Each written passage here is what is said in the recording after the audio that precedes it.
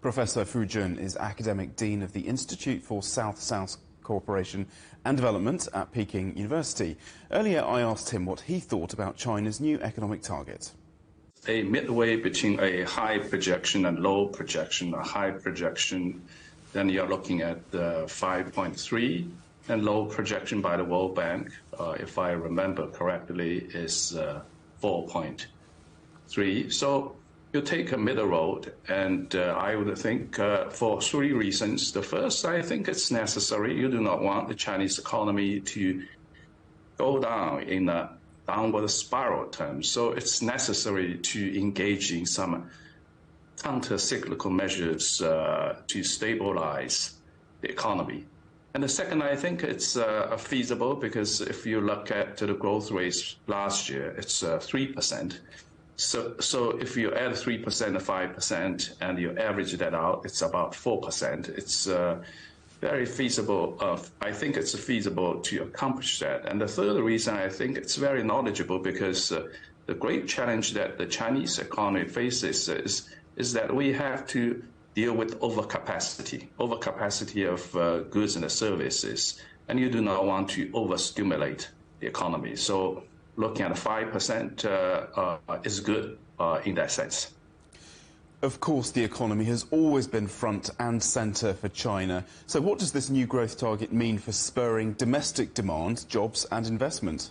And the jobs will be very important for the second thing that we are looking at. It's a domestic consumption or domestic demand, if you may. Without jobs, you do not have income. Without income, there is nothing you can talk about boosting domestic income. And so the great challenge for China years down the road, after this round of stabilization, is to increase household or private consumption so that we have a reasonable match between supply side of economy and demand side of economy. And Professor Fu, if we could look at the international picture, Premier Li Keqiang said today, and I quote, "We should expand market access and continue to open up the modern services sector. We should ensure national treatment for foreign-funded companies." This would be pretty welcome news for foreign investors, I would imagine.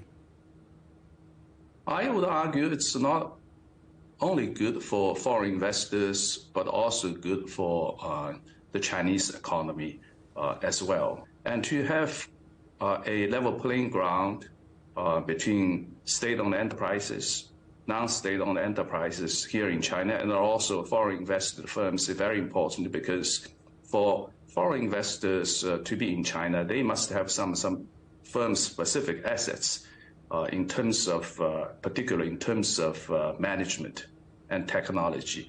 By having them operating alongside Chinese firms, and you generate a competition, and also you can have a higher probability of a positive spillovers of management expertise, such that Chinese economy can continue to grow after all.